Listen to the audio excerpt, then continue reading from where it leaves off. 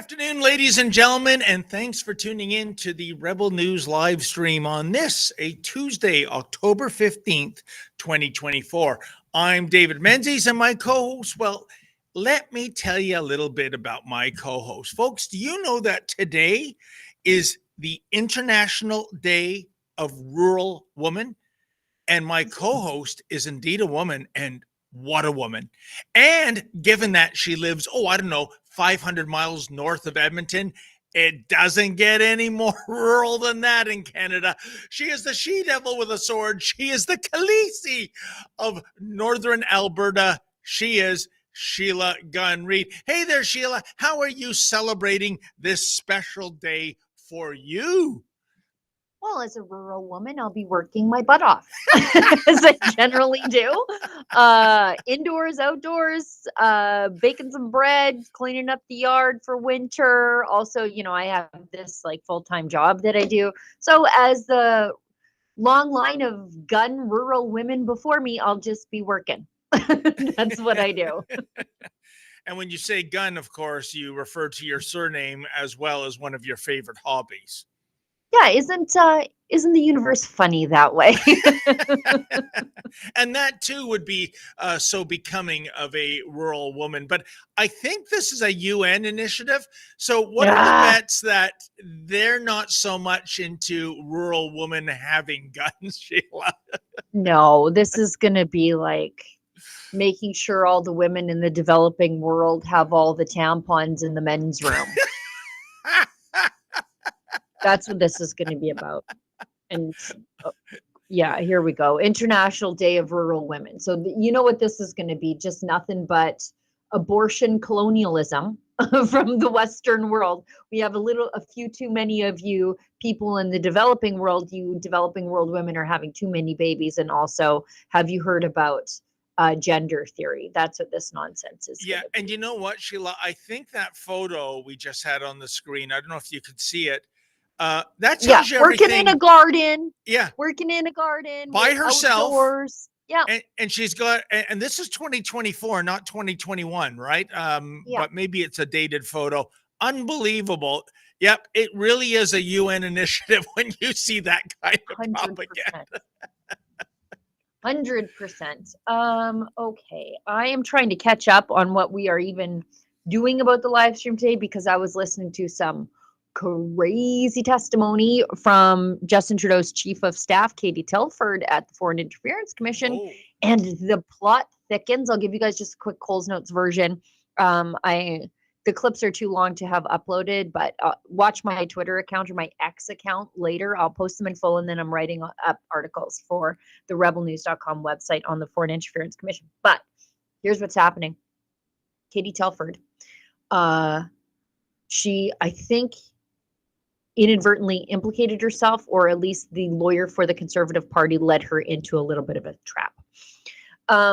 So last week at the Foreign Interference Commission, we heard that Bill Blair, our public safety minister at the time, but just a bumbling old man who completely checked out during COVID-19. During the pandemic, he's like perfect slippers days, and he never went to the office. His public safety staff were preparing briefing notes for him and binders of secure intel for him on foreign interference, and they just weren't getting to him. He said that the binders stopped, and they didn't stop. According to these guys, they were still making them.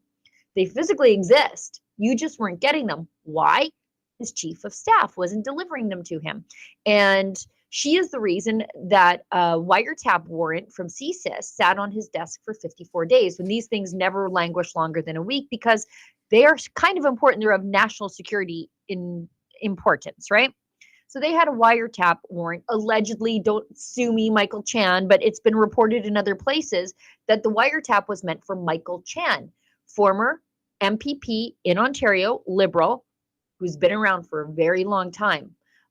Quite a fundraiser, by the way, for the federal Liberal Party. He's the mayor of some city in Ontario now, or deputy mayor, I'm sorry. But Zita Astrovas used to work with him. And she saw, here's the alleged story, although it's pretty clear that she did see it. I mean, listening to the testimony, this is Sheila's take on it. She saw his name on that warrant that came across Bill Blair's desk. Bill Blair's checked out. He's just at work for thinking that public safety is a part-time work from home job. So he's not in the office. But the business of national security in the country rolls on. So Zita Astrovas sees this, and she sees that this list of names that CSIS wants to examine, and these are people who are implicated in CCP, so the Chinese Communist Party of Canada, or of, oh my God, isn't there a Freudian slip? The Communist Party of China, they're foreign meddling. And they think these, like anybody who has contact with Michael Chan now, allegedly, could be a subject to Chinese spying. Well, Zita Astrovas didn't give Bill Blair that warrant because she saw Michael Chan's name on it. And what she was doing was trying to use a Canadian term, rag the puck, so that the information in the warrant wouldn't be relevant anymore. Then there would never be a need to show it to Bill Blair, and then her friend wouldn't get wiretapped. So anyway, now it comes out that quite possibly Zita Astrovas was put into Bill Blair's office as the chief of staff by Katie Telford.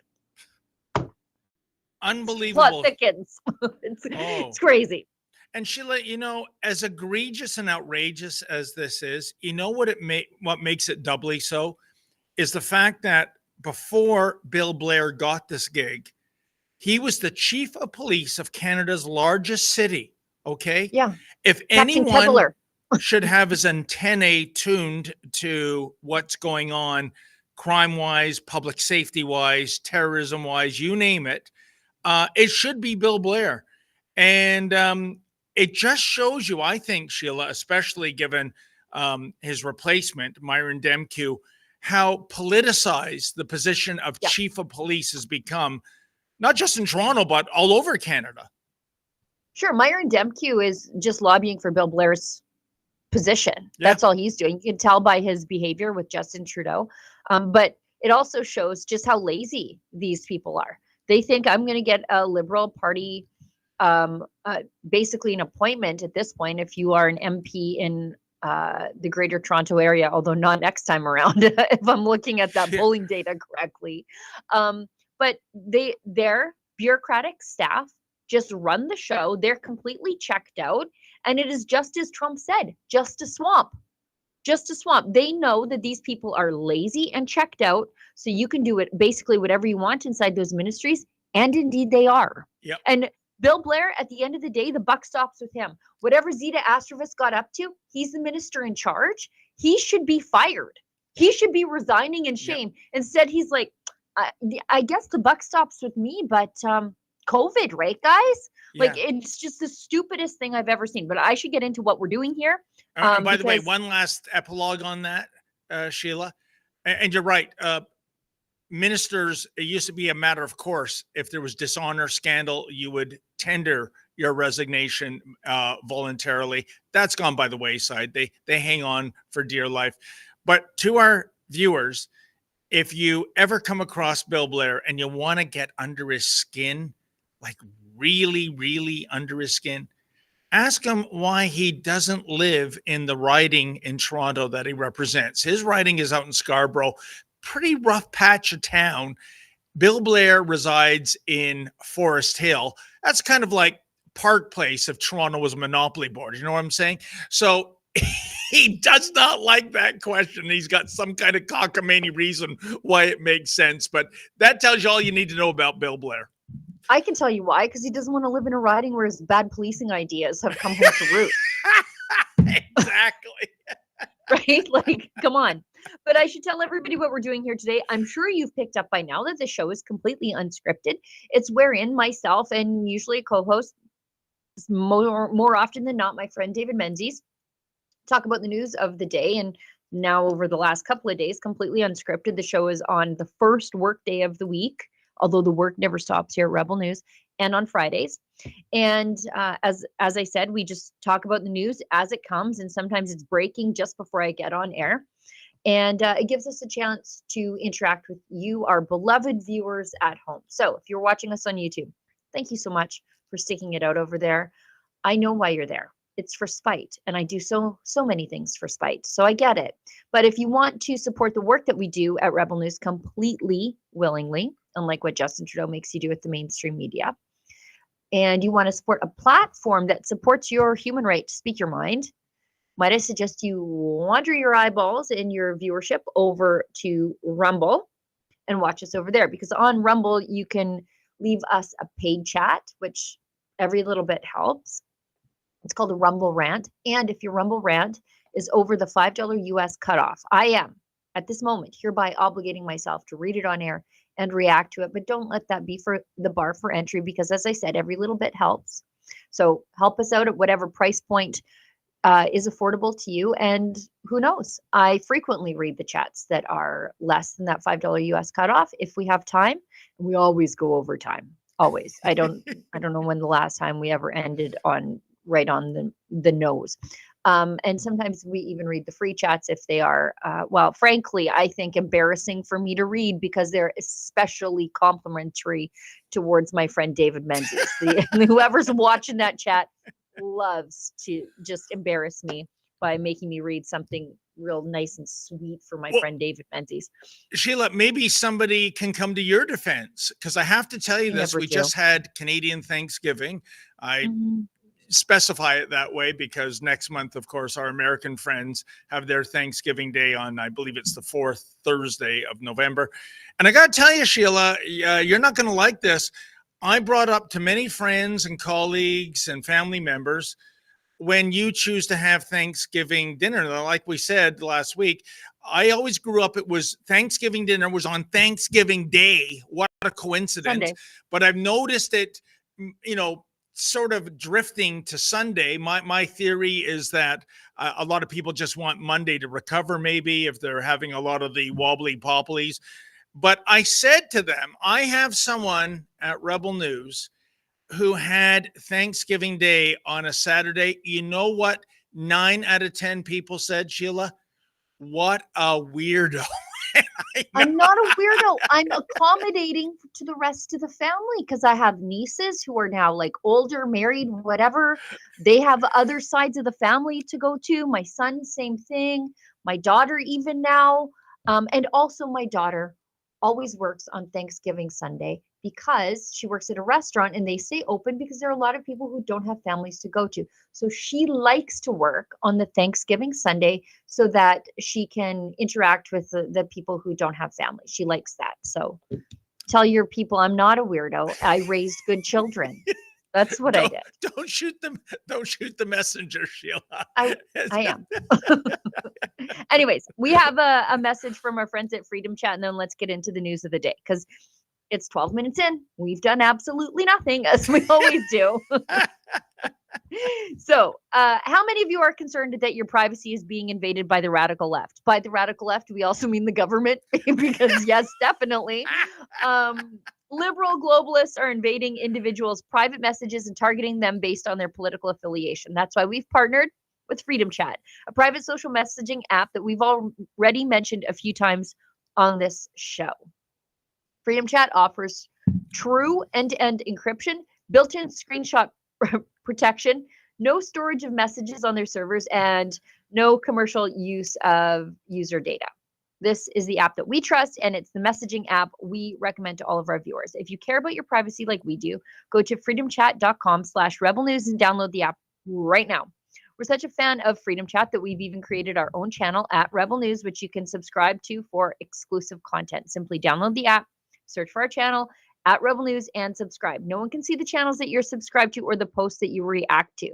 It's your own private news feed. Again, download the app today and subscribe to our channel at Rebel News for exclusive posts and never before seen content. We've already posted there a few times.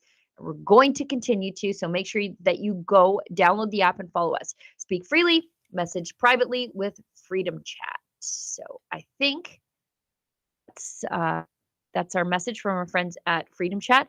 David, what else did you get up to besides Thanksgiving this weekend? I, as you know, enjoyed the spooky season very much. And so not only do I have like one Halloween costume, I will have several Halloween costumes.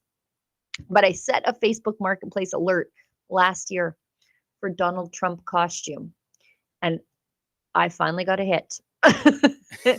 And it came in loud and clear. And so I got like the Donald Trump giving me a piggyback costume that you sort of step into, and it looks, I went one step further. I dressed as a cat from Springfield. I dressed as a cat, and it looks like Donald Trump is saving me from people trying to eat me. Sheila, that is so creative. Unbelievable. Love it. You know, I mean, the only thing I've noted was very, you know, I was trying to get on the gym. I was trying to get, you know, on the bike, but the barometer is dropping. So yesterday I didn't want to freeze my ball bearings on, if you know what I mean. But I did take immense joy on Sunday. As you know, when my sons moved to Windsor, I decided that, you know, we have to be Detroit team fans. So I did not jump on the bandwagon. This was years ago. And the Detroit Lions, who in 91 years have never made it to the Super Bowl, well, they're playing like gangbusters. And our beloved financial whiz, Lyndon, his team, he lives and dies by the Dallas Cowboys. And the Lions went into Dallas. And what was the score again? 47-9. I mean, the last time I saw Cowboys choke like that, I think it was during Brokeback Mountain. Anyway, Lyndon is Lyndon is still licking his wounds. So it's just so, I'm just so happy. I'm thankful, Sheila, that I've never had a dog in the hunt when it comes to the NFL. And I just hopped aboard the Detroit Lions bandwagon before there was even a bandwagon or even wheels on the bandwagon. And it's so nice after decades of cheering the Leafs that I feel like I'm on the winning team.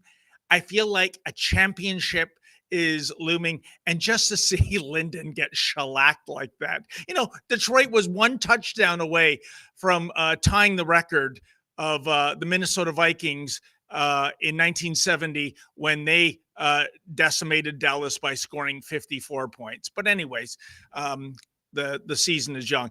Enough about that. Why don't we get... Who among us was even alive then? Let's get into the news of the day.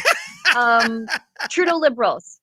Looks like there's a palace intrigue taking place. I wouldn't say it's a palace coup. Nothing's going to come of this, I don't think. But it speaks to, I think, people, Liberals in the East, and I mean further east than Toronto, for us out Westerners, who are getting antsy about their fate thanks to hitching their cart to Justin Trudeau's horse, which is headed over the cliff. You know, there's some parts of this country where you just cannot get elected if you're anything but other than a Liberal, although I think those fortunes are also changing. I think the Liberals are set to like drop 130 seats or 133 seats, something crazy like that. But there are places in this country where you can only get elected as a Liberal because your grandpa voted Liberal and your great grandpa voted Liberal. And even those guys are getting antsy over carbon tax issues, corruption issues, foreign interference. So 30 Liberal MPs have signed a private letter for his resignation, for Trudeau's resignation before the next election while he was gone overseas. They're like, Dad's out of the house. Let's organize a coup. I'm not sure how far this is go, but we'll go, but we've got a video. I had many conversations with members of my team and caucus members over the past number of days, and all those conversations were focused on the well-being and the safety of Canadians faced with these significant security concerns and allegations. The safety of Canadians is the number one thing that any government, that any parliamentarians should be preoccupied with, and that is exactly what we're focused on. There will be time to talk about internal party intrigue at another moment, but right now, this government, and indeed all parliamentarians, should be focused on standing up for Canada's sovereignty, standing against interference, and looking to be there to support Canadians in this difficult moment.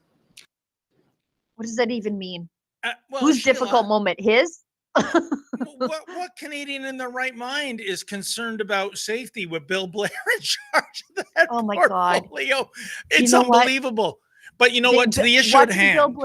Watching Bill Blair's testimony is why I own firearms. because if he's the guy in charge of public safety, you better be in charge of yourself. Yeah. Anyways, I'll be quiet. But, Sheila, to the issue at hand, and again, Justin Trudeau shows that, well, if he were a hockey player, he would be Phil Esposito, who scored so many of his many goals on deflections. He deflected the question. It was about the 30 MPs that have signed this letter. Now, Sheila, there's an old saying, where there's smoke, there's fire. But I'll tell you this, sometimes where there's smoke, it's just a bunch of smoke. And until these 30 MPs step up to the plate and actually identify themselves and say, we're serious about this, and make those proclamations public, I don't think this letter is worth the paper it's written on. And Sheila, I think a lot of our viewers have to understand that even though we've had almost a decade of horrific governance under Trudeau, at the end of the day, those Liberals that were elected in 2015 and even 2019, for that matter, let's not forget before Trudeau came along, the Liberal Party was third party status. I mean, it wasn't even the official opposition. And Right. so a lot of MPs who nobody would ever recognize their name, they became MPs, and they've put the necessary number of years under their belt to have that government pension for life, Sheila. So what I'm saying is that I think there is a lot of the caucus who is and will forever remain grateful to Justin Trudeau for giving them this ride, for giving them this six-figure salary with gold-plated benefits, for giving them this pension. And you know what? Maybe they're thinking, it's a good ride, but I'm not going to be part of the group throwing him under the bus, because at the end of the day, it's only 30, isn't it? They said it's up to, could be as many as 40. I think the Liberals are going to be left with fewer seats than that. I agree. The next time around. Yep. And this happened while Trudeau was out of the country, along with his henchwoman, Katie Telford, his chief of staff. And they're so worried about Trudeau's spies everywhere. And as I'm hearing, like at the Foreign Interference Commission, it's not just China spying on us. It's Trudeau spying on his own MPs inside their offices with the appointments of their chiefs of staff that are hand selected by Katie Telford to report directly to the PMO. They don't really even work for the minister. They're just they know the ministers are checked out. That everything seems to be controlled by the henchwoman in the PMO. And so they waited till she was gone too. And then in this private meeting, they kicked out, I think, the security. And they also kicked out the interpreters. They kicked out the French language interpreters because they're so paranoid that they're being spied on by Justin Trudeau that they even kicked out those people, thinking that they would run back and report Telford. Unbelievable. You know what that reminds me of, Sheila? Very quick anecdote. Many years ago when I was freelancing, I was doing a lot of stories about scandals at the Liquor Control Board of Ontario. And my sources there, my insiders, were 100% gold-plated informants. Everything they said was true. So much so that I learned that the head honchos at the LCBO twice, at a cost of, I believe, $50,000 or $60,000, hired a debugging outfit to come in to their headquarters and make sure there were no listening devices, as if my technical capability, Sheila, right? As if I could break in Mission Impossible style, like Tom Cruise, put listening devices at the headquarters of the LCB on Lakeshore Boulevard. But that's how paranoid they were. And by the way, that was taxpayer money. Just put it on the tab, of course. So yeah, I completely understand the paranoia, to the point that they're kicking out the French interpreters. I mean, that unbelievable, but not really. Well, that they're scared. They're scared of Telford. All along, I thought, well, and I think it's 6 of one, half a dozen of another. These Liberal MPs, their only ideology is power, and so that's why they'll hang on to Trudeau no matter how corrupt they are. But also, Telford knows where the bodies are buried, right? Yeah. She was significantly involved in the campaign, which brought Justin Trudeau to power. She knows all the dirt on all these MPs. And we know that she could get herself a little Telford op-ed written somewhere like that. She bragged about it.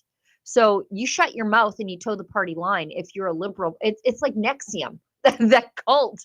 Remember that? Where they had all the women involved in the cult send like compromising photos of themselves so that if they ever told the world what was happening in the cult, then all the like compromising photos would be leaked out of them. They had all their secrets. Scientology does this too with auditing.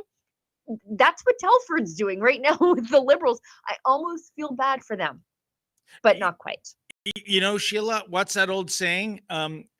Keep your enemies close and or friends. No.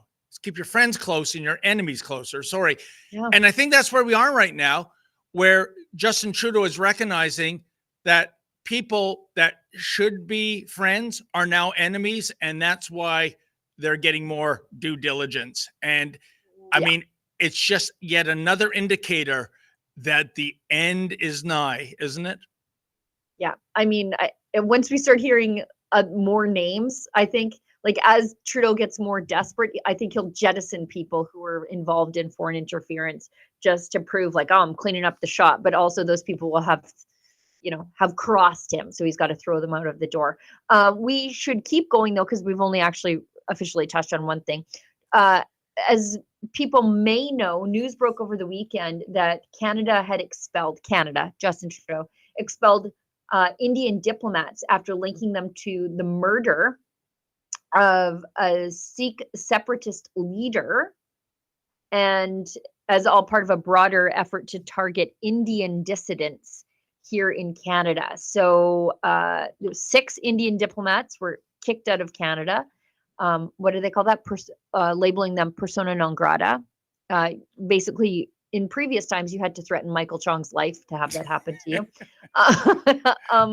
And so India, in retaliation, threw out Canadian diplomats, and now we have a diplomatic incident underway with Canada's major trading partner for pulses, canola, soybeans, mustard, flax, all the portable protein products, and also the world's largest democracy. So let's see how Trudeau's handling this now. Let's take a listen. I think it is obvious that the government of India made a fundamental error in thinking that they could engage in supporting criminal activity against Canadians here on Canadian soil, whether it be murders or extortion or other violent acts. It is absolutely unacceptable for any country, any democracy that upholds the rule of law. That is why we have taken such significant measures, why the RCMP chose to come out today and disrupt the pattern of Indian diplomats collecting through questionable and illegal means information on Canadian citizens that were then fed to criminal organizations that would then take violent actions from extortion to murder against Canadians. No country, particularly not a democracy that upholds the rule of law, can accept this fundamental violation of its sovereignty. Canada fully accepts and respects the sovereignty and the territorial integrity of India. We expect India to do the same. In this case, they did not. You know, Sheila, I want to get your thoughts on this, but I just want to point out the perverse irony in the Prime Minister's initial statement. Quote, "It is obvious that the government of India made a fundamental error in thinking that they could engage in supporting criminal activity against Canadians here on Canadian soil, end quote. And what if we had the last 12 months people openly calling for the genocide of the Jewish people? This government turns a blind eye. In fact, Yara Sachs goes to the Middle East and gets cozy like she's on first date night with Mahmoud Abbas to pay for slay terrorists. Until just hours ago, Samidoun was getting tax breaks, far from being recognized as a terror group, which as of now it is. It was actually getting money to fund death to Israel, death to the US, death to Canada, and burning Canadian flags, as it did just last Monday in Vancouver. Yep. Oh, and let's not forget our own little homegrown terrorist, shall we? Omar Khadr, who got a $10.5 million jackpot without even having to buy a 649 ticket. So I would say when it comes to, criminal activity against Canadians on Canadian soil, this government has huge tolerance for that, Sheila. I just have a real tough time listening to Justin Trudeau talk about extorting people when he extorted people into getting a vaccine they sure as heck didn't want. Oh, you're against extortion now. You were the biggest extorter in this country. You extorted 40 million people into a vaccine they didn't want under threat of unemployment and inability to travel, which is a violation of their Section 6 charter right. You told people you would arrest them if they had Christmas. I mean, all of a sudden he's against extortion. Okay, whatever. I don't know the details of what's unfolding here, but here's my word of advice to my fellow Canadian farmers. Last time Justin Trudeau irritated India, our canola didn't move. Might I suggest you forget about planting lentils next year? Chickpeas, don't. This is my business advice to you as a fellow farmer. No canola, no chickpeas, no lentils. Flax, if you want flax. Mustard, no, you don't need to do that. Figure out something else to do with your fields, because Justin Trudeau is about to spark a trade war and you're going to be right in the middle of it. How sad, Sheila. It happened last time. He went to India, pranced his Bollywood butt all the way around there. And then we came home and they're like, we don't need your stuff. And it was a real tough year for a lot of canola farmers, thanks to Justin Trudeau. And my business advice to them is reconsider what you're planting in your field next year. Oh, 100%. And Sheila, you bring up what happened 6 years ago, 2018, that disastrous trip to India. But as embarrassing as that whole Bollywood he took a terrorist fiasco, with them. That's the thing. He brought with him on a state visit a Sikh extremist. Terrorist. Yeah, exactly. Here we go again. And that was the genesis for this fiasco. And you're so right about farmers needing to be concerned. We're talking India. What is India's population right now? 1.3 billion people. Right. It's not exactly New Zealand, where the sheep outnumber the people. This is a huge, huge market. And yet again, they are the buyers of this product. Sorry, I didn't hear that, Sheila. They are the buyers of these products. Exactly. We are the largest export market for these products, and they are the largest consumers of these projects. And Justin Trudeau just sparked a trade war with them. Unbelievable.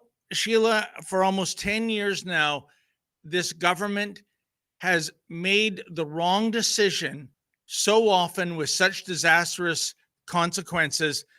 I really believe, I'm not saying this is a joke, if Justin Trudeau, kind of like, the Batman villain Two-Face, if he took out a quarter and he flipped it and he saw if it was heads or tails before making a decision, I think this government would have twice as many accomplishments. By the way, what is the accomplishment of this government? Please don't say the legalization of pot, been there, done that. But I really believe that, Sheila. It's almost as though they are ruining things on purpose. Yeah. You know what? Let's, Olivia tells us to hustle along here. We've got a quick ad read, and then we'll do a Rebel News ad break, and we'll get into the next segment. So our next message is from our friends at Pawsitive. That's Pawsitive. If you have a dog, we've all been there. Our pup goes from full of energy to sick and miserable in an instant, and at the worst of times. Then we're calling vets in the middle of the night or on the weekends to try to find a clinic that will take us. It's a terrible way to manage your dog's health, not to mention your stress levels and your monthly budget. That's why people are getting the Pet Emergency Kit by Pawsitive. It contains critical medications and supplies that can not only keep you out of the veterinary office, but may even save your dog's life. Their kit contains critical medications like activated charcoal, styptic powder, and more. It might just save your dog's life. Head on over to Pawsitive, that's Pawsitive.com, and use the code STUDIO to get 15% off your Pet Emergency Kit. And now I think we've got some Rebel News messages, and we'll come back and we'll get into more of the news of the day. What if governments are trying to reinvent the wheel when the greatest teacher of all times has already laid out the perfect blueprint for a constitution for a kingdom of love, faith, and freedom? Introducing the Kingdom of Heaven Freedom Passport. This special edition Freedom Passport captures the foundational truths of love, ethics, and freedom for all. It's a powerful reminder of Jesus' call to love one another and to be part of something bigger that you can carry with you every day. Join the movement, share the truth, and spread the love with your family and friends. Get your Kingdom of Heaven Freedom Passport at freedompassport.ca. And right now, all orders in North America come with free shipping and a free downloadable song with every purchase. Together we rise, unleash the power.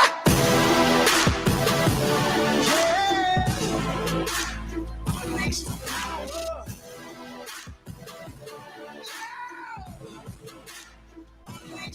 Unleash the power. Unleash the power.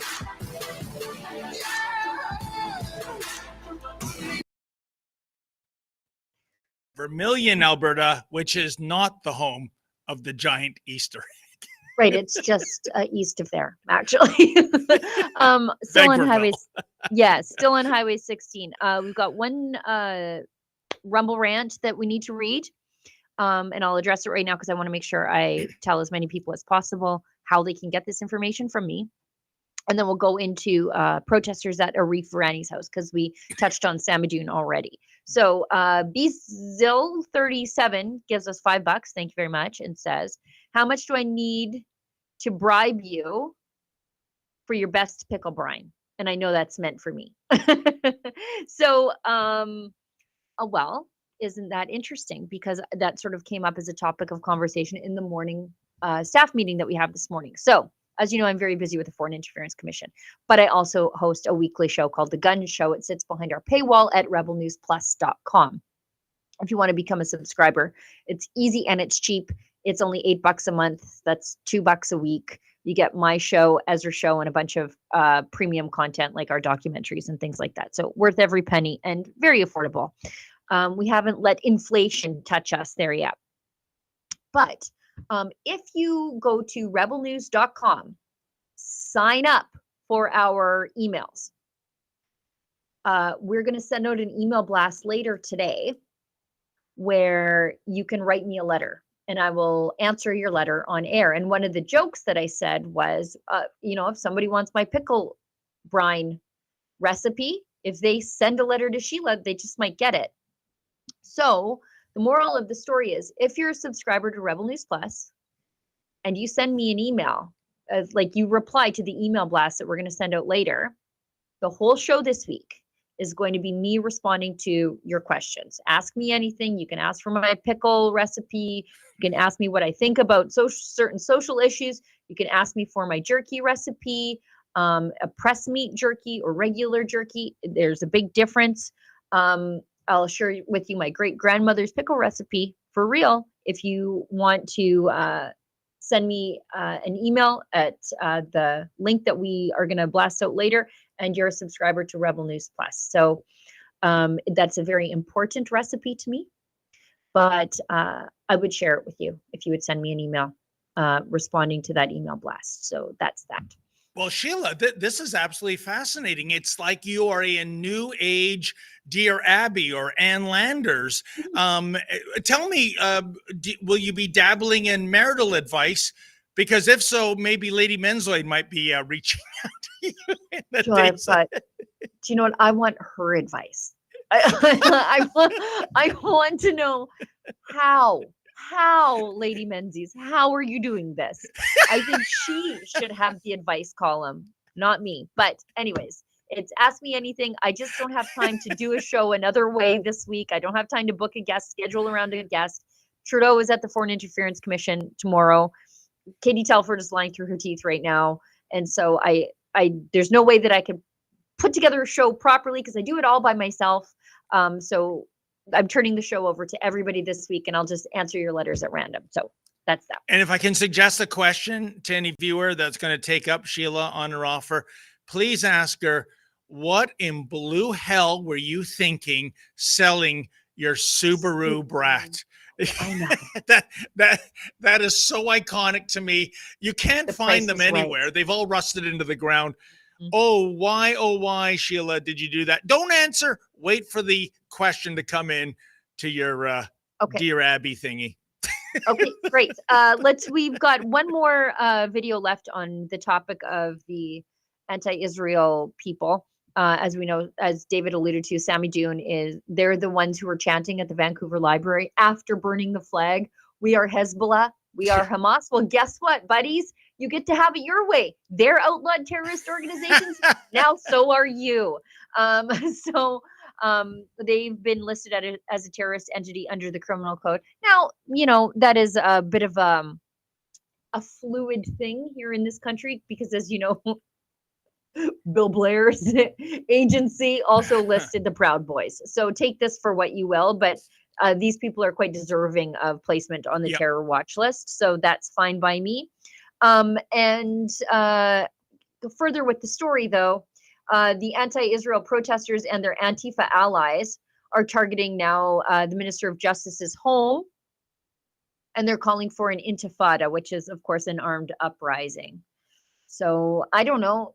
Sorry, Liberals. Maybe you should do as Shania Twain once sang and dance with the ones that brought you. These are your people. Jeez, who do we cheer for here, Sheila? It's like Aliens versus Predator. Mutually assured destruction. That is what I'm cheering for.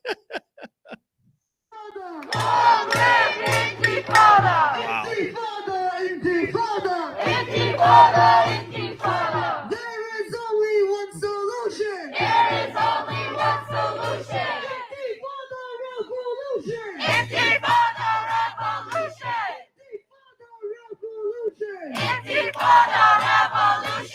To all of the neighbors who are currently watching us, we are here in front of the house of the Defense Minister Arif Virani to call out his complicity and silence in the face of 1 year of ongoing famine and genocide in Gaza. As Minister of Justice, the very least you can do is uphold justice by abiding by the decision of the International Criminal Court, International Court of Justice. But shame! Sheila, in the big picture, I'll tell you why this is so distressing to the Liberals. They have doubled down in terms of team pro-Hamas, whereas Mr. Pawsitive, he's clearly on the side of civilization. He's clearly on the side of Israel and the Jewish people. And look at the result. You have those hooligans outside the Justice Minister's house chanting intifada. I guess the point I'm making is that in the back room, in the boiler room of the Liberal strategy office for the upcoming election, whenever that might be, and it's looking more and more like spring rather than next fall, they must be going, how in the world do we fix this? We even had Yara Sachs, our Jewish MP from a Jewish area, go over to the Middle East, as I said earlier, and get cozy with Mahmoud Abbas, and yet they're still clamoring for our blood. Not that I'm distressed about it. I'm just saying they must be going crazy. Yeah, not my problem. What does it say? Not my circus, not my clowns. Not my circus, not my clowns. These are, as I said, dance with the ones that brought you, liberals. These are your people. However, let me just put a marker down here. I don't like when protests happen at politicians' houses.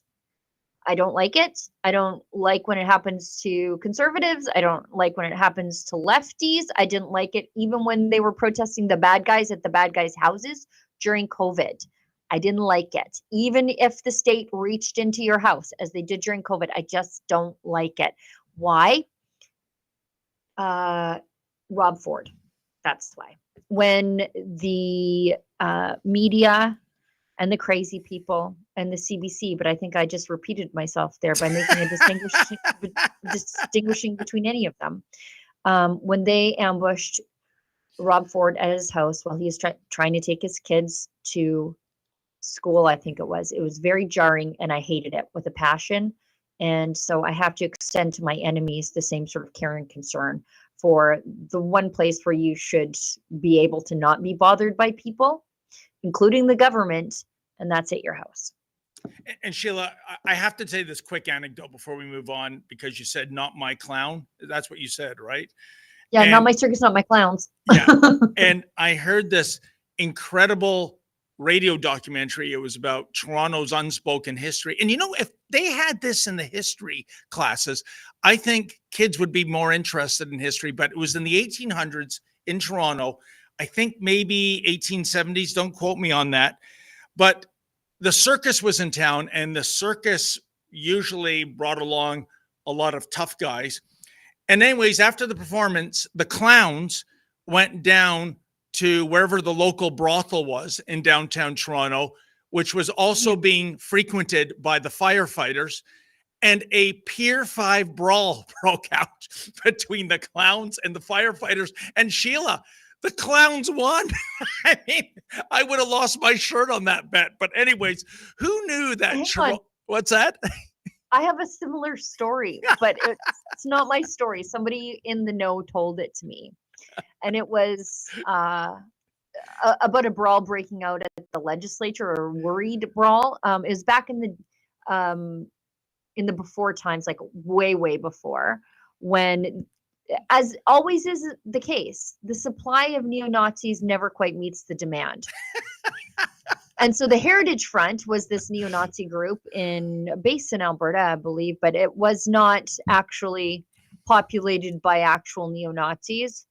Probably just 3 or 4 of them, and everybody else was a Fed.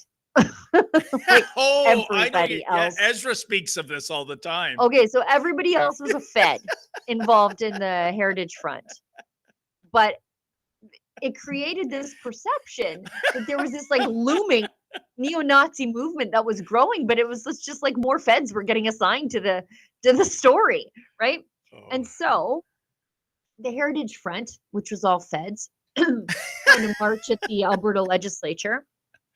And this was, I think, in the 90s. And the students at the at the University of Alberta, which is just across the high level bridge from the legislature, got wind that there's Nazis at the legislature. And they were headed down there to fight them all, but they were all Feds. And so they had to break cover. And the security at the legislature, like the legislature sheriffs, had to like go into the crowd and fake arrest all the Feds before the students got there to break their heads open. and when you say the 90s, that's the 1990s, not the 1890s when my clowns versus firefighters.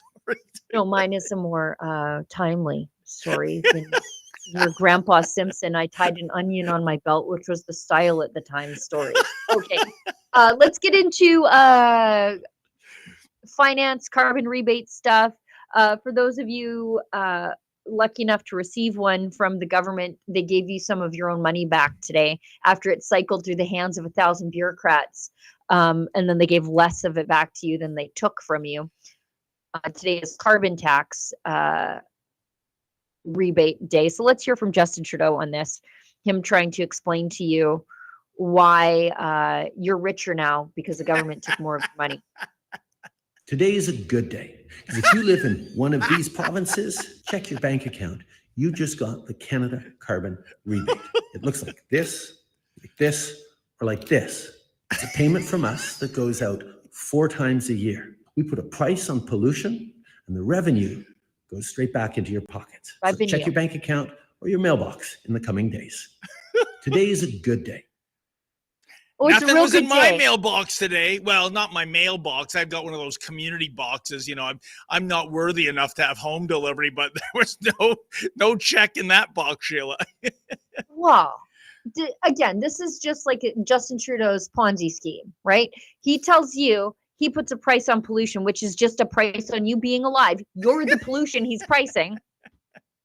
Takes a bunch of your money as a tax that is added on at every step in the supply chain. It's not just like at the register. It happens every step. The farmer, the transportation, the building that it's housed in, then the truck that it's on, and then the building that houses your grocery store, and then the refrigeration in the grocery store, and the electricity in the grocery store, everything. It's factored in all along the way. And then Justin Trudeau says, I've given you a pittance back, don't you see? And I've cycled it through the hands of 1,000 bureaucrats. And wouldn't you know, I'm giving you back more than I took from you. That doesn't happen.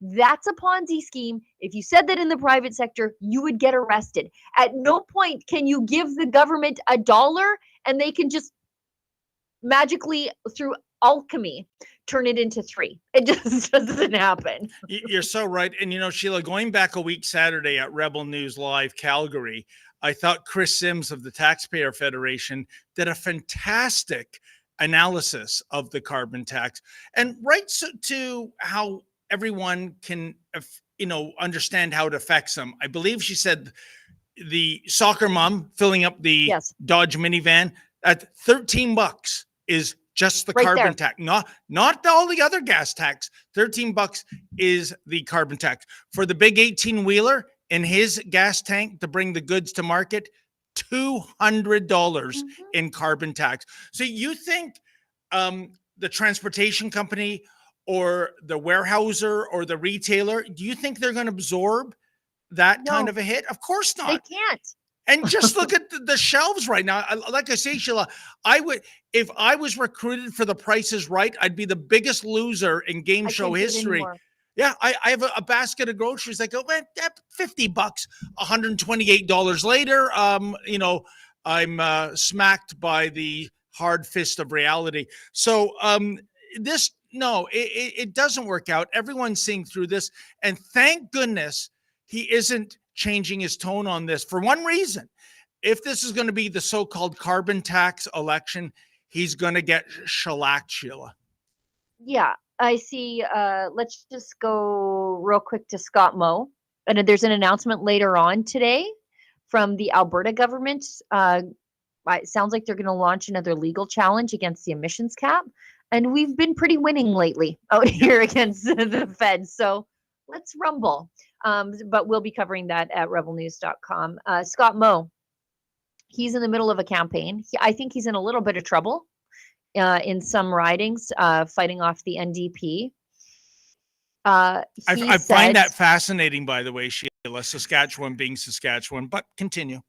Union cities, that's what happens. You have to remember that the NDP were in power in so long in Saskatchewan, the older iteration, that they're very entrenched in some places, regardless of their conservative values. I think as a province in general, like Regina is very analogous to Edmonton. As you know, Sheila, I am contractually obliged not to speak about Regina on the live stream ever again. Okay, so the Sask Party, that's Scott Moe's Conservative Coalition Party, will keep the Trudeau NDP carbon tax off home heating for another year. The carbon tax should be taken off of everything for everyone. So let's hear from Scott Moe. And I should tell you, he was basically threatened with jail himself for not collecting and then remitting the carbon tax on energy produced by a Saskatchewan government Crown Corporation. Last fall, the Trudeau government announced a carbon tax exemption on home heating oil. This was primarily for people in Atlantic Canada. We asked them to extend that exemption to natural gas, which is what most people here in Saskatchewan use to heat our homes. They refused. In fact, one Trudeau minister said that if we wanted a carbon tax exemption, that we should have elected more Liberals. This is no way to run a country. The Saskatchewan Party took swift and immediate action to ensure that Saskatchewan people are treated fairly by removing the carbon tax on natural gas and electricity that we use to heat our homes. That exemption was just for the current year, 2024. So today I'm announcing that a re-elected Saskatchewan Party government will extend that exemption until the end of 2025. This exemption saved the average household about $400 in 2024, and it will save that same household $480 in the coming year. What we really need is a change of government in Ottawa, and a new government that axes the carbon tax completely. Let's not forget that the Trudeau carbon tax has the full support of the NDP, both in Ottawa as well as here in Saskatchewan, where many NDP MLAs and candidates have said that they support Trudeau and his carbon tax. Of course, the real solution is for the federal government to get rid of the carbon tax altogether. But that's not going to happen until voters get rid of the Trudeau NDP government. Until then, the Saskatchewan Party will continue to ensure tax fairness for Saskatchewan families by keeping the carbon tax off of your home heating bill. He did a smart thing in there. Because he's up against the NDP in Saskatchewan, he linked that carbon tax back to the NDP, which is good because you want to tell your voter, look, I'm not just fighting with Justin Trudeau. I'm fighting with the NDP candidate in your riding that is running against my Saskatchewan party. I think that was a really clever move to do.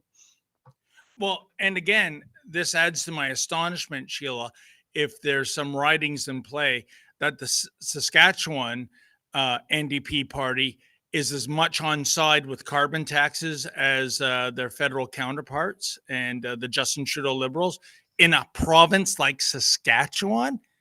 Baffling. Yeah. Well, Saskatchewan is a place of, barely over 1 million people. And so, a union push in certain ridings can flip them. Yeah. It's well, sad. Makes me upset. You're right, Sheila. I mean, I've lived in Alberta before. If you had told me in my lifetime I would have ever seen an NDP government elected, I would have bet the house. And as a consequence, I'd be homeless today. So it's the old saying, isn't it? Today cannot possibly dream what tomorrow may bring, eh? Yeah, let's go to, we have a video of Jagmeet Singh being a socialist, as in he doesn't know how money works. This is good. Let's play that and then we'll do an ad read, ad break, and then finish up the last two funny little things that we talk about. Your colleague from Suncor recently bragged that thanks to Trudeau's TMX pipeline, that the sun is shining and it's time to make hay for big oil. But the sun isn't shining on Jasper or the 200,000 other Canadians forced to flee their homes because of floods, fires, and climate disasters.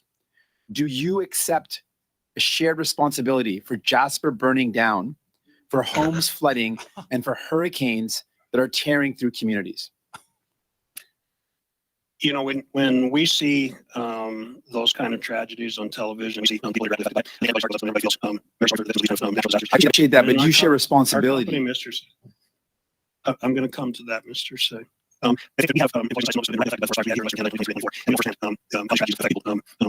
So do you think your industry shares responsibility in what's going on? That's the question.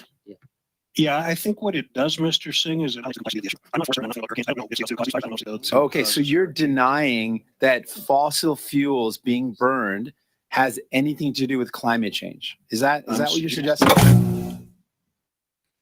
Yeah, well, I'm not sure that was the same one, but that's okay. But on the flip side, Mr. Singh, what proof do you have before this committee that so-called climate change is causing a frequency and severity of hurricanes, wildfires, etc.? He don't got it. No, because there is no correlation between CO2 and the frequency of hurricanes. If catastrophic hurricanes are actually down. And those sort of things are cyclical. They've been cyclical since the dawn of the oceans. Yep. And as the CEO of Cenovus rightly points out there, so many of his people are actually affected when forest fires burn, because that's where Cenovus works. Not necessarily in Jasper, but like to the northeast. When fires strike there, it's Cenovus employees, but also Cenovus resources are mustered to help fight these fires. And in full disclosure, my husband works for Cenovus, in case anybody wants to write in and say. But yeah, I make no bones about the fact that my family is an oil patch family, but my husband does indeed work for Cenovus. And Jagmeet Singh doesn't know the difference between basic business terminology. If we could show that tweet there. What does that word mean, Sheila? Cenovus. Cenovus. It's the oil company. It's just the oil company. Just like these fake names like Xerox or Kodak. Exactly. Last year, Cenovus raked in $37 billion in profits and a whopping $64 billion in 2022. Big Oil is making record profits and burning the planet and asking for massive public handouts. I don't think anybody's asking for handouts, actually. Actually, it was, I think it was the Fraser Institute that went through and showed that Big Oil doesn't actually qualify for anything other than just your run-of-the-mill business deductions, like everybody else. But Sheila, wait a minute. Am I reading those numbers right? Is Jagmeet Singh confusing profit with revenue? Yes. Yeah. Yeah. So he thinks that that's just going right into the pocket of the CEO, and that is not. He doesn't know the difference between gross and net, which is why he shouldn't be in charge of anything. Holy smokes. Yeah. Socialist, right? Yeah. Like he doesn't get it. Let's do, what have I got? I do indeed have an ad read, and then we'll do quick rebel ad, and then we'll go into the last couple topics of the show, because one of them is super cringy. It's that Kamala Harris ad. Oh, good grief. Anyways, the next message we've got is from Emerald Med. I want to share a story real quick about a family that's supporting this channel. 6 years ago, they had a brother who returned from Afghanistan with pretty severe injuries. He basically turned into a shell of who he used to be. At the same time, one of his brothers was diagnosed with something that less than 1,000 people in the US have, and was given a few months left to live because of things. I use the word things because the FDA won't let us mention any specifics. Also, YouTube probably won't either. Several people suggested CBD to them. So they tried dozens of products, but nothing helped. They kind of realized they kind of realized what they wanted didn't exist. So they created what they wished existed.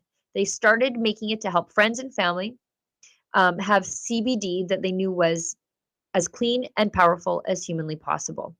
Doctors started asking to carry it, and it just took off. Now they speak at medical conventions and help others across the United States. While most companies have 1 to 10 compounds in CBD oil, their oil has up to 50 plus compounds. They make balms, gummies, and pet products. They're called Emerald Med, and you should check these guys out. If you get CBD from them and don't notice a difference, they'll provide a refund. If you want to support a company that supports our channel and supports Rumble and need a source for CBD that's real, click below to try Emerald Med, 40% off. Support extreme muscle and joint aches, support quality sleep, and even daytime calm. Boy, I could use some daytime calm. I'm watching the Foreign Interference Commission. They're worth a try at least once. Just click below right now and use the code for 40% off. It's Emerald Med. Olivia, let's do our last ad break. Why should you join Canada's National Firearms Association? We currently have one of the most aggressively anti-firearm governments in our nation's history, promoting fear and placing blame like never before. Our rights, freedoms, culture, and heritage, it's all on the line. But we are fighting back, and there is strength in numbers. We work within the law to change the laws. Canada's National Firearms Association. Freedom, safety, responsibility. All right. Let's go into the Randy Boissonneau video first, because I have jokes. So let's watch Randy. As many of you may know, Randy Boissonneau, rewarded for his incompetence and corruption, failing upwards as Liberals tend to do. He was now appointed the minister in charge of Jasper reconstruction. So the Liberals' incompetence results in a catastrophic fire in Jasper. They ignored years of warnings from forestry experts saying that, look, you need to clear out the pine beetle fuel load in the forest, because if you don't, it will become unstoppable. They didn't. You also, if you need help fighting a fire, you probably shouldn't turn away 50 professional firefighters and 20 water trucks coming into town, which they did. And you probably should install the right kind of fire hydrants in town, the kind that other municipalities coming to save you could hook to. But no, they installed the wrong kind of fire hydrants and only had 7 adapters in the entire town site for the other trucks. Oh, and if you needed water and you were an outside firefighter, one of the few that were allowed into the town site, you might want to let them go to the river and suck up some water, but they didn't do that either, probably for environmental reasons. We never even got around to that, a committee. But anyways, Randy Boissonneau, who is embroiled in his own scandal, running a company that was importing PPE equipment during the pandemic while being a sitting MP voting on pandemic restrictions, and his wildly crazy and very weird business partner, Stephen Anderson, who I describe as looking like an end stage human a million years from now. If we continue with our soy-laden diets and our comfortable lifestyles, we'll turn into him. We're looking at our future. Now's the time to stop it. Eat more meat and do some hard labor outside. He's long, he's lithe, he's androgynous, and he doesn't know the truth from a lie.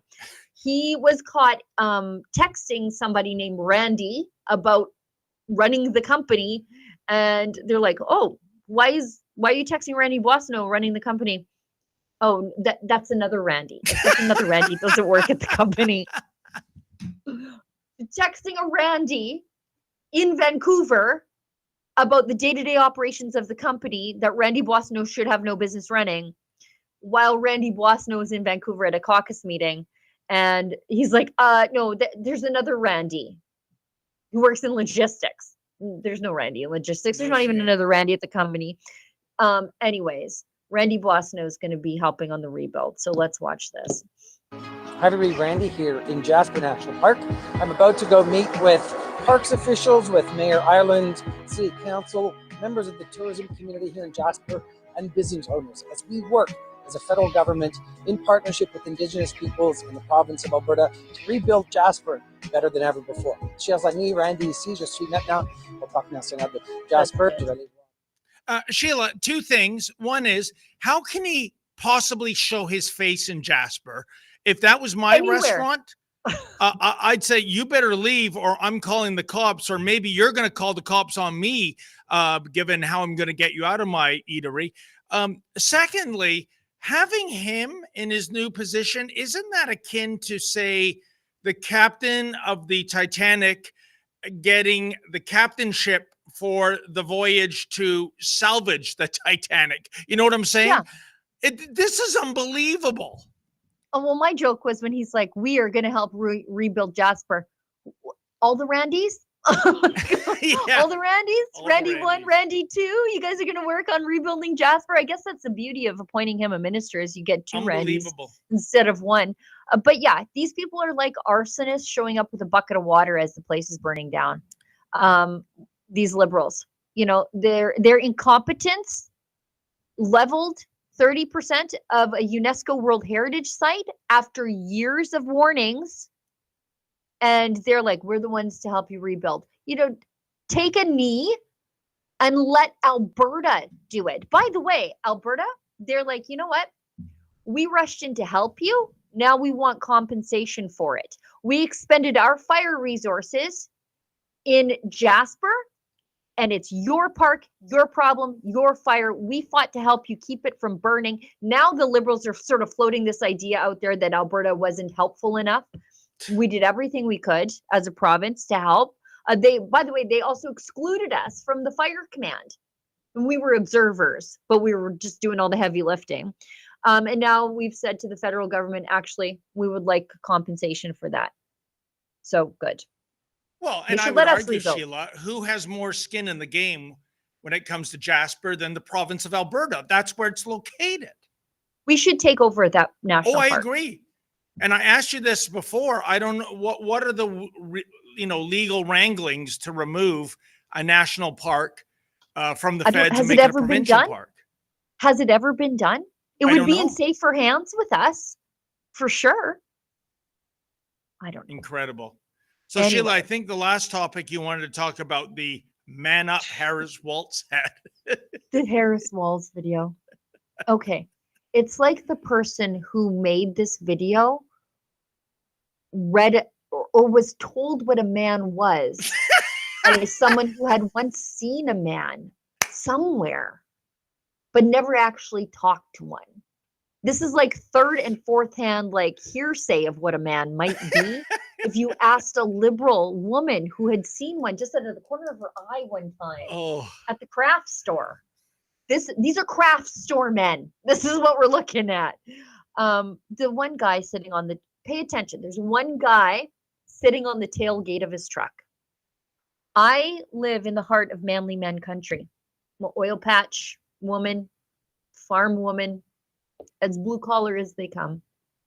I've done a lot of sitting with men on tailgates in my day.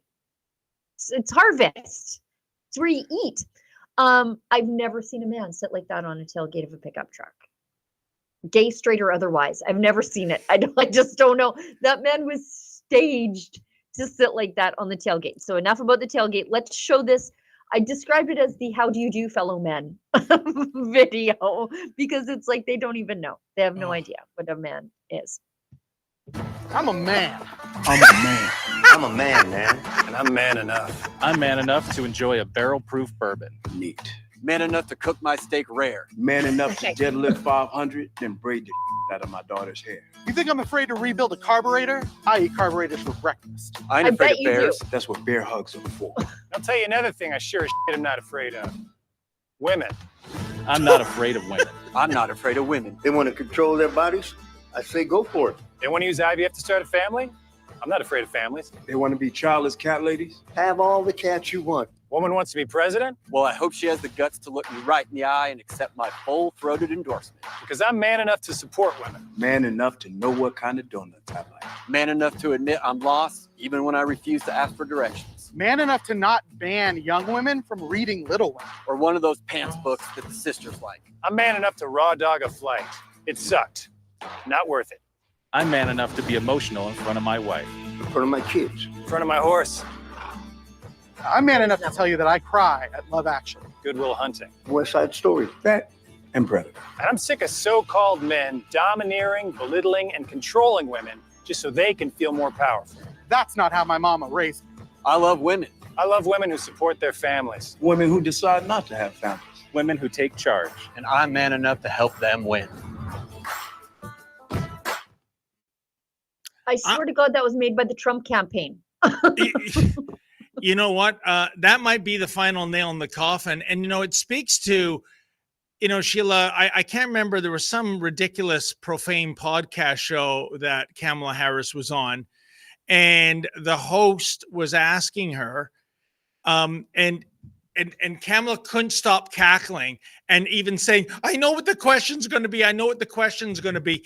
And has there ever been any legislation regarding the body autonomy of males in the United States of America? And Kamala blurted out, no, of course not. And the crowd clapped. Conscription, vaccines. Going to war, maintaining this thing called the United States of America, paying the ultimate price. Yeah, I think that would qualify as legislation over your body, right? Putting you on a battlefield. But that is incredible. And I'll tell you one last thing, Sheila. I think the more closer we get to the November election, the more I have a gut feeling it could be a landslide for Trump. And I judge that on the polls based on this time last year when it was Trump versus Biden, when Biden was showing in some cases like 14% leads, which were really half that.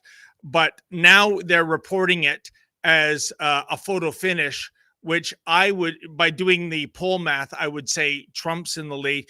But also it's the number of rats jumping a sinking ship. Last weekend, I don't know if you know about this, Sheila, Saturday Night Live crucified Harris Waltz in a sketch. Yes.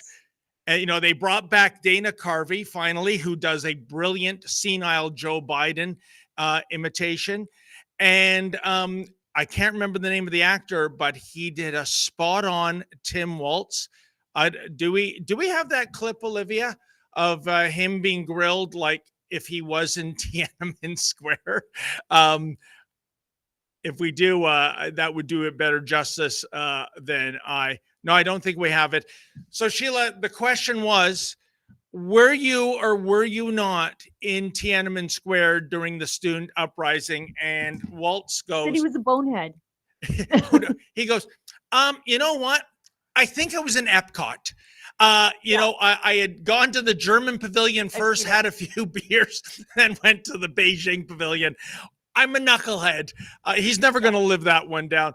But in any event, when you see Saturday Night Live turning on the Democrats in the 11th hour, I think the gig is up. I still am sort of shell-shocked by that video of those men. Like, it was all... I don't even know how to describe the medical condition I've come down with watching that, whatever that version of those men were. And they were all supposed to seem manly. I guess that was the point. You know, they're supposed Sheila, to seem manly, but I have dusty ovaries now watching that. Like, it's just terrible. What a turnoff. I was just going to ask you this question. Say we're in an alternative universe. You are a single lady. You're on the dating scene. Not a one. No, not a one. Take me to the cat shelter. I'm adopting 5. I will be one of the childless cat ladies if those are my options out there. And I think that is the problem with what the left is putting up for men. Yeah. They're driving women to the cats. I feel driven to the cats after watching this. Oh my goodness. The guy on the tailgate, I think, is the worst for me because look at sickness.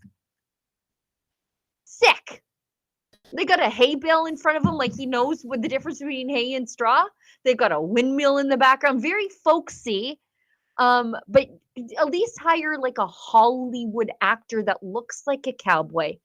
Give me a Rip from Yellowstone, not a Lance from the friggin' Starbucks is what they put up for me. You know what, Sheila? I think what you just said there, I think you're bang on. I think this was a bunch of city slickers coming in and saying that thing. That's the pickup truck. The thing. Yeah. My culture is not a costume. yeah.